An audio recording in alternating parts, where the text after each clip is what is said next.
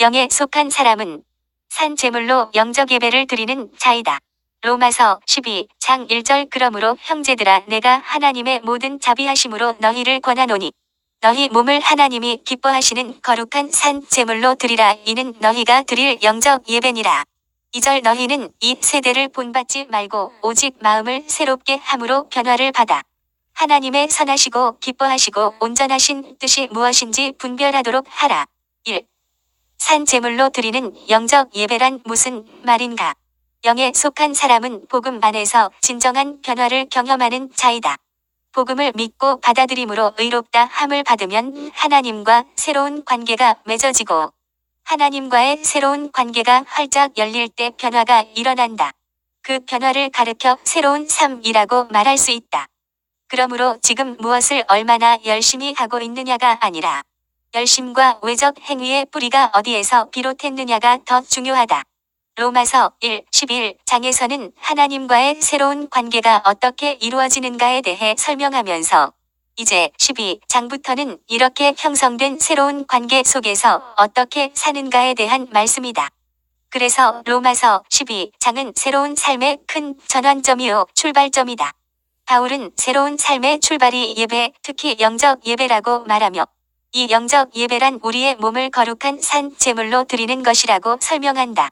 여기서 초점을 맞추어야 할 부분은 너희 몸이라는 표현이다. 우리 몸이 중요하다. 바울은 말하길 그리스도인의 몸은 마음을 새롭게 함으로 변화를 받은 몸이라고 한다. 또 하나 중요한 점은 마음을 새롭게 함으로 변화를 받은 데서 끝나지 않고 변화받은 몸을 이제 산 제물로 하나님께 드려야 한다는 것이다. 하나님께 드리는 제물은 구별된 제물이어야 했다. 우리가 변화를 받아 새로운 몸이 되었으므로 이제 그 몸을 하나님께 제물로 드리라는 것이다. 그렇다면 이전에 우리의 몸은 어떠했는가?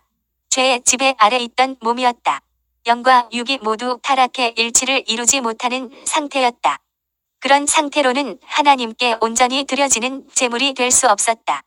그러나 이제 변화를 받은 몸이기에 하나님께 우리의 몸을 산 제물로 드릴 수 있게 되었다. 그래서 그것을 영적 제사, 곧 영적 예배라고 표현한 것이다. 여기서 몸은 우리의 육체, 바디를 의미하는 것이 아니라 삶 전체를 가리킨다고 할 수 있다. 2. 우리 몸을 산 제물로 드리기 위해서는 몸의 훈련이 필요하다. 그렇다면 우리의 몸을 거룩한 제물로 드리려면 어떻게 해야 하나? 한마디로 몸의 훈련이 필요하다. 우리는 의인이 되었지만 죄의 본성에서 완전히 벗어난 것은 아니다.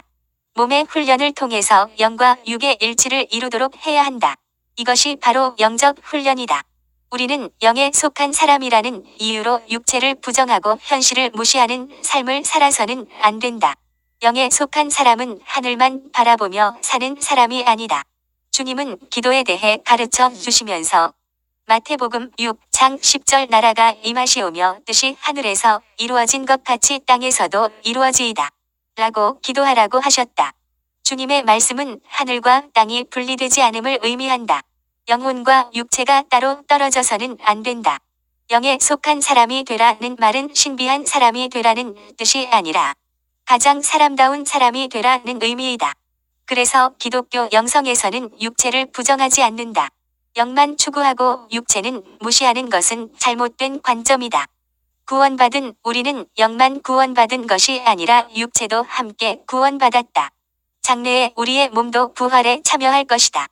그러므로 영에 속한 사람이라고 해서 현실을 부정하고 현실과 동떨어진 삶을 살지는 않는다. 현실의 뿌리박은 영성이라는 것이다. 우리는 신앙이 깊어지면 마치 구름 위에 있는 듯 현실과 거리가 먼 삶을 사는 것처럼 오해하기 쉽다. 그렇지 않다. 우리는 현실의 삶 가운데 영에 속한 사람으로 살아야 한다. 그런데 문제는 우리의 몸이 여전히 죄의 지배 아래서 벗어나지 못하고 있다는 것이다. 죄의 본성을 따라 오랫동안 되풀이하여 몸에 익은 채로 굳어진 행동, 습관, 성품이 우리의 육체에 아직까지 남아있어 여전히 영향력을 크게 미치고 있다. 하나님의 말씀보다는 내가 원하는 대로 살고자 하는 이기적이고 탐욕적인 욕망이 있다. 그래서 우리의 내면에서는 매일매일 싸움이 벌어지고 있다. 로마서 7장 21절 그러므로 내가 한 법을 깨달았노니 곧 선을 행하기 원하는 나에게 악이 함께 있는 것이로다.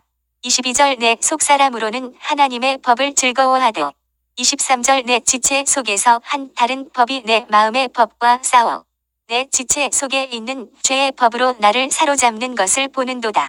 한편으로는 생명의 길로 이끄시는 하나님을 따르는 것을 즐거워하지만 또 한편으로는 죄의 법에 사로잡혀 자신과 싸우고 있다는 것이다. 이것이 바로 우리 내면의 실상이다. 우리의 내면에 내 마음이 원하는 대로 살지 못하게 하는 또 다른 내가 있다는 것이다. 그런 이유로 마음은 원하는데 몸이 따라주지 않는 것이다.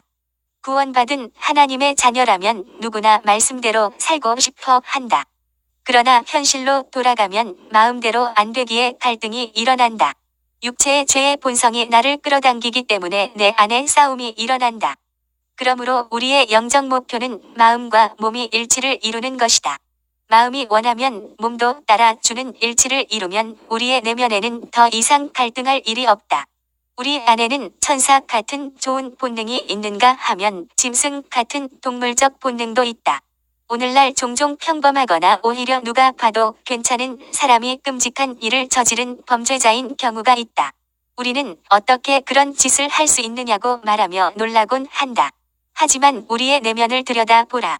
영적인 것을 추구하려는 마음과 함께 작은 유혹 앞에 넘어지는 성향이 동시에 있지 않은가? 천사와 같이 살 수도 있고 동물적으로도 살 수도 있는 가능성이 우리 안에 있다. 우리는 거룩과 세속 사이에 끼어 살고 있다. 3. 몸의 훈련을 위한 거룩한 몸부림이 성화의 길이다. 이제 우리는 이전의 몸이 아니다. 새로운 삶을 사는 새로운 피조물이 되었다.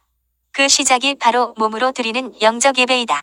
몸을 제물로 드리려면 먼저 몸의 훈련을 하여야 한다. 이를 위해서는 거룩한 몸부림이 필요하다. 우리가 몸을 입고 있는 동안에 치러야 할 싸움을 의미한다. 우리에게는 육체의 본성 안에 있는 옛 기질과 성향, 습성대로 살아가고자 하는 힘이 있다. 우리는 그 힘을 방치해 두어서는 안 된다. 싸워서 이겨야 한다. 이것이 바로 성화의 과정이다. 성화란 신앙적인 용어로 말 그대로는 거룩하게 된다는 말이다. 하나님의 은혜로 의롭게 된 사람이 성령으로 말미암아 거룩하게 되는 것을 말한다. 구원은 하나님의 일방적인 은혜에 의해서 주어지지만 성화의 과정은 우리가 치러야 할 싸움이다. 이 성화를 위해 의지적으로 나아갈 때 성령의 도우심으로 거룩하게 변화되는 것이다. 이것을 일종의 영적 훈련이라고 볼 수 있다. 우리는 이 싸움을 멈추지 말고 일평생 계속해야 한다. 육체 안에 있는 죄의 본성은 죽는 날까지 작동하기 때문이다. 결코 쉽지 않는 싸움이다. 때로는 승리를 맛보기도 하지만 때로는 실패와 좌절에 무너질 수도 있다. 그러나 결코 포기해서는 안 된다. 육체의 본성을 따라 자기 마음대로 살지 않고 영에 속한 사람으로서 거룩한 삶을 살아가는 몸이 되도록 싸움을 해야 한다. 그런데 싸움을 포기하거나 심지어 싸울 생각조차 하지 않고 대충 살아가는 사람은 끝도 없는 갈등 속에 놓여 있다. 왜냐하면 신자이지만 신자 같지 않은 삶을 받아들여야 하기 때문이다. 우리는 영적으로 볼 때 아직도 연약한 어린아이와 같은 상태이다.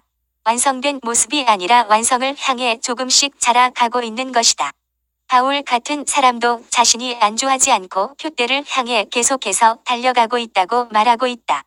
빌립보서 3장 12절 내가 이미 얻었다 함도 아니요 온전히 이루었다 함도 아니라 오직 내가 그리스도 예수께 잡힌 바 된 그것을 잡으려고 달려가노라. 13절 형제들아 나는 아직 내가 잡은 줄로 여기지 아니하고 오직 한 일 즉 뒤에 있는 것은 잊어버리고 앞에 있는 것을 잡으려고 14절 표대를 향하여 그리스도 예수 안에서 하나님이 위에서 부르신 부름의 상을 위하여 달려가노라. 우리는 스스로를 바라볼 때 불안정하고 연약한 존재라는 것을 인정해야 한다. 우리는 모두 성장을 향해 성숙을 향해 가고 있는 중이다. 어떤 때는 나 자신이 내 마음에 들지 않는다. 다른 사람에 대해서도 말할 필요가 없다. 우리는 교회 안에서 서로 용서하고 이해하고 인내해야 한다.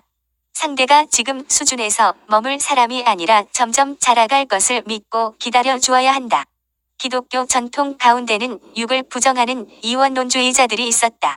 그들은 육체를 악한 것으로 여기고 금욕적인 삶을 살았다. 때로는 육체를 학대하는 고행주의자들도 있었다. 그들은 육체적인 즐거움을 구하는 것 자체를 거부했다. 심지어는 부부 간의 성생활조차도 죄악으로 여겼다. 그러나 그것은 성경적이지 않다. 몸은 귀중한 하나님의 작품이다. 우리는 영혼과 육체를 분리할 수 없다. 예수 그리스도께서 육체를 입고 이 땅에 오신 이유도 우리의 몸과 영혼을 구원하시기 위함이다. 그러므로 이제 우리의 귀중한 몸을 하나님의 도구로 쓰임받도록 길들여야 한다. 몸은 무한한 잠재력을 가진 아이와 같다. 훈련하지 않고 내버려 두면 버릇이 없고 죄성의 지배 아래 살아가지만 훈련하면 어마어마한 역사를 일으키는 일에 쓰임 받을 수 있다. 그러므로 우리는 영혼뿐만 아니라 몸을 함께 훈련해야 한다. 몸의 훈련을 위한 그 구체적인 사례로서 공식 모임 참여와 봉사와 섬김과 기도 등등이다. 비록 영적인 일만이 아니라 일반적인 일도 훈련을 계속하다 보면 감각을 익히게 되고 감각이 기억 장치에 새겨져 나중에는 몸이 저절로 움직인다. 자전거나 수영을 배운 사람은 오랜 시간이 지난 뒤에도 다시 자전거를 타거나 수영을 할 수 있다. 몸이 기억하고 있기 때문이다. 다른 동작은 많이 생각나지 않아도 팔다리가 기억하고 있기 때문에 저절로 움직인다. 이처럼 훈련을 많이 하면 어렵지 않고 쉬워진다. 이것이 우리의 의지적인 노력, 의지적인 훈련이 필요한 이유이다. 우리의 신앙생활이라는 것은 한순간 은혜 받았다고 쉽게 바뀌지 않는다. 다시 원점으로 돌아가고 옛 습관이 나온다. 죄의 습성에 길들여졌던 삶이 우리 안에 너무 오래되어 굳어졌기 때문이다. 그러므로 우리는 우리의 몸이 영의 사람으로 움직여 갈 수 있도록 훈련시켜야 한다. 교회에 정기적으로 예배와 기도회에 출석하는 것, 공동체의 다양한 활동에 참여하는 것도 일종의 몸의 훈련이다. 이것은 우리 삶의 모든 영역에 해당되는 이야기이다. 죄에 익숙해진 몸의 욕구를 꺾고 하나님이 원하시는 영적인 삶을 살기 위해서는 육체를 훈련시켜야 한다. 마음으로 생각하는 데 그쳐서는 안 된다. 봉사와 섬김과 헌신도 마찬가지이다. 우리는 선한 일을 위해 시간과 물질과 재능을 들여 훈련해야 한다. 이런 경험이 점점 쌓일 때 우리의 육체가 거룩한 제물로 드려지는 일에 익숙해진다. 내 몸을 드린다는 것이 머리에 있는 이론에 머무르지 않고 현장에서 부딪히면서 대가를 지불하고 땀을 흘리는 과정 속에서 체험되면서 더욱더 영적인 삶에 익숙해져 가는 것이다. 우리의 몸은 그대로 두면 여전히 죄를 짓는 일에 익숙해질 뿐이다.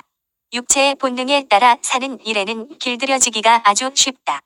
감각적인 즐거움에 익숙해져 있었던 우리의 몸을 영적인 일을 위한 산 제물이 되게 하려면 몸을 구체적인 일들에 정기적으로 들이도록 힘써야 한다.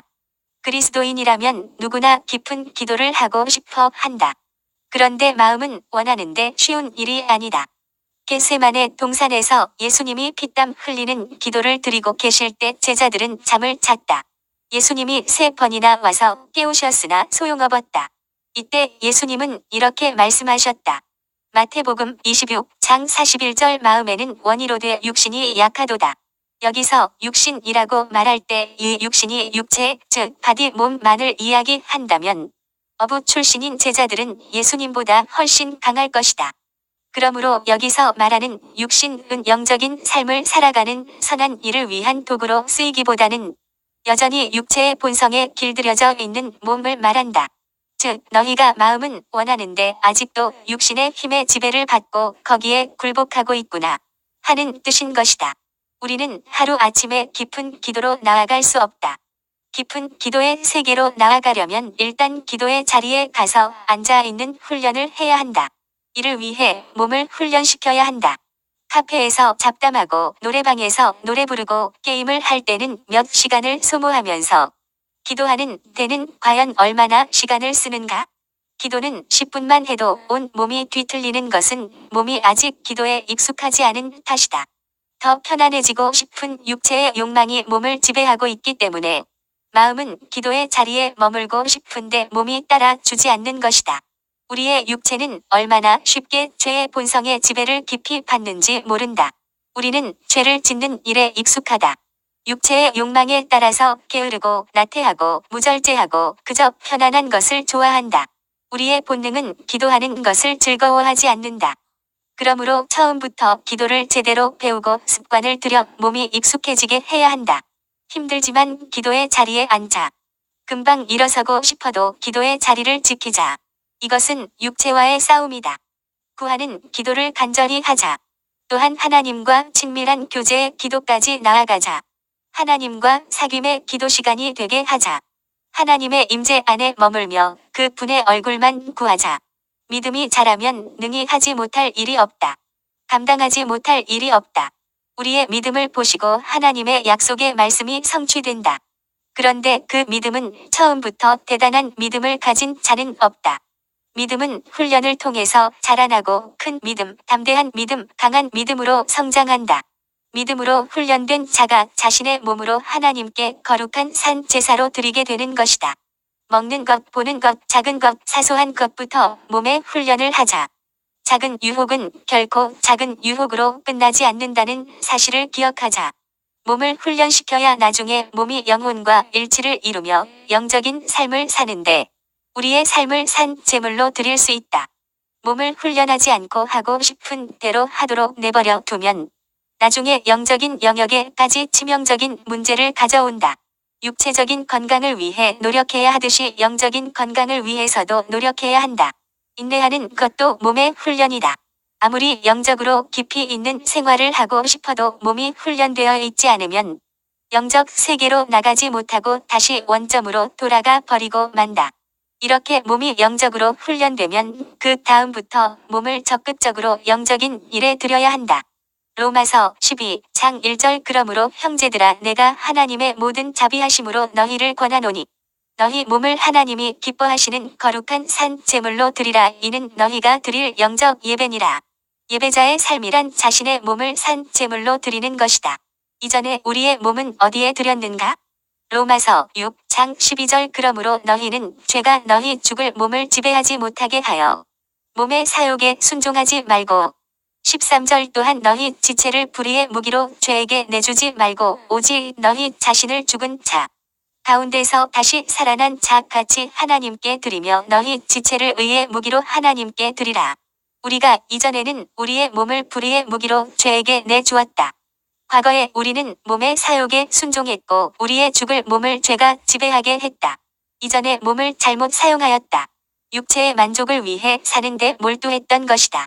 그러나 이제는 우리의 지체를 의의 무기로 하나님께 드려야 한다. 변화된 삶의 핵심에는 예배가 있다.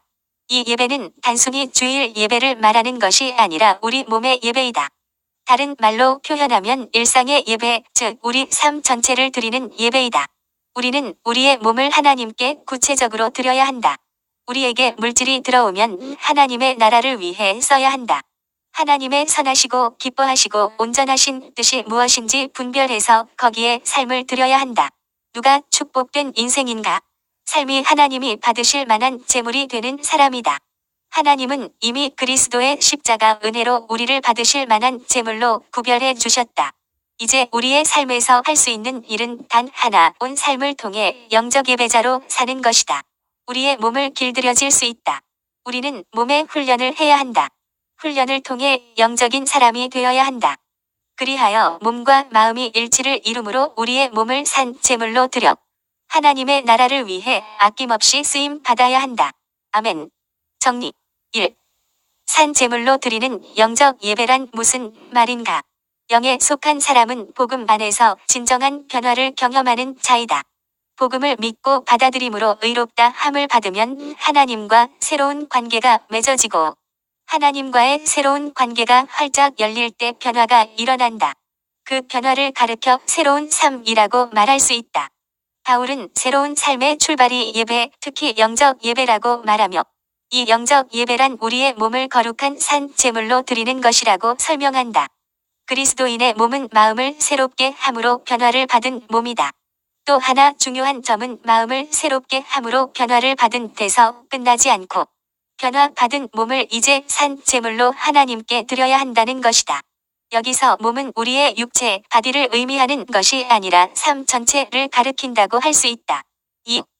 우리 몸을 산 제물로 드리기 위해서는 몸의 훈련이 필요하다. 우리는 의인이 되었지만 죄의 본성에서 완전히 벗어난 것은 아니다. 몸의 훈련을 통해서 영과 육의 일치를 이루도록 해야 한다. 이것이 바로 영적 훈련이다. 마태복음 6장 10절 나라가 임하시오며 뜻이 하늘에서 이루어진 것 같이 땅에서도 이루어지이다.